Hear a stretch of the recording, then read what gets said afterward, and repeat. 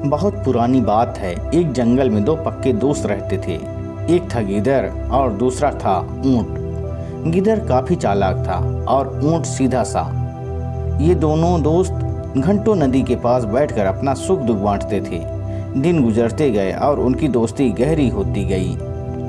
एक दिन किसी ने गिदर को बताया कि पास के खेत में पके हुए तरबूज हैं। यह सुनते ही गिदर का मन ललचा गया, लेकिन वो खेत नदी के पार था।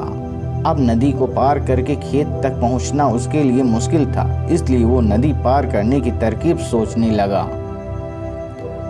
सोचते सोचते वो ऊंट के पास चला गया। ऊंट ने दिन के समय गिदर को देखकर पूछा, मित्र तुम यहाँ कैसे? हम तो शाम को नदी के किनारे मिलने वाले थे।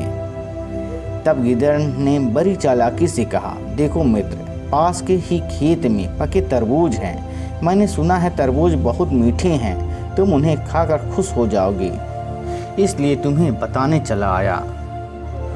ऊंट को तरबूज काफ़ी पसंद था। वो बोला, वाह, मैं अभी उस गांव में जाता हूँ, मैंने बहुत समय से तरबूज नहीं खाए हैं। ऊंट जल्दी जल्दी नदी पार करके खेत जाने की तैयारी करने लगा। तभी गिदर ने कहा, दोस्त, तरबूज मुझे भी अच्छे लगते हैं, लेकिन मुझे तैरना नहीं आता। तुम तरबूज खा लोगे तो मुझे लगेगा कि मैंने भी खा लिए। तभी ऊंट बोला, तुम चिंता मत करो, मैं तुम्हें अपनी पीठ पर बैठाकर नदी पार करवाऊंगा, फिर साथ में मिलकर तरबूज खाएंगे। ऊंट ने जैसा कहा था वैसा ही किया। खेत में पहुंचकर गिदर ने मन भर तरबूज खाया और खुश हो गया। खुशी के मारे वो जोर जोर से आवाजें निकालने लगा। तभी ऊंट ने कहा, तुम शोर मत मचाओ, लेकिन वो नहीं माना। गिदर की आवाज सुनकर किसान डंडे लेकर खेत के पास आ गए। गिदर चालाक था, इसलिए जल्दी से वो पेड़ों के पीछे छुप गया। ऊंट का शरीर बड़ा था, इसलिए वो छुप नहीं पाया। किसानों ने गुस्से के मारे उसे बहुत मारा। किसी तरह अपनी जान बचाते हुए ऊंट खेत से बाहर निकला। तभी पेड़ के पीछे छिपा गिदर बाहर आ गया।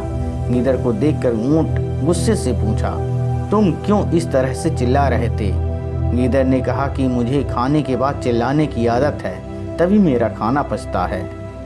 इस जवाब को सुनकर ऊंट को और गुस्सा आ गया। फिर भी वो चुपचाप नदी की ओर बढ़ने लगा। तभी नदी के पास पहुंचकर उसने अपनी पीठ पर गिदर को बैठा लिया। इधर ऊंट को मार पड़ने से मन ही मन गिदर खुश हो रहा था। उधर नदी के बीच में पहुंचकर ऊंट ने नदी में डुबकी लगानी शुरू कर दी। गिदर डर गया और बोलने लगा, यह क्या कर रहे हो? गुस्से में ऊंट ने कहा, मुझे कुछ खाने के बाद उसे हजम करने के लिए नदी में डुबकी मारनी पड़ती है।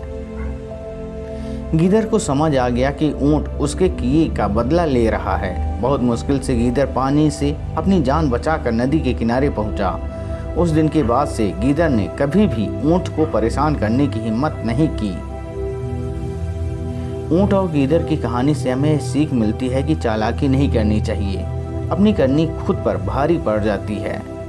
जो जैसा करता है उसे वैसा ही भरना होता है।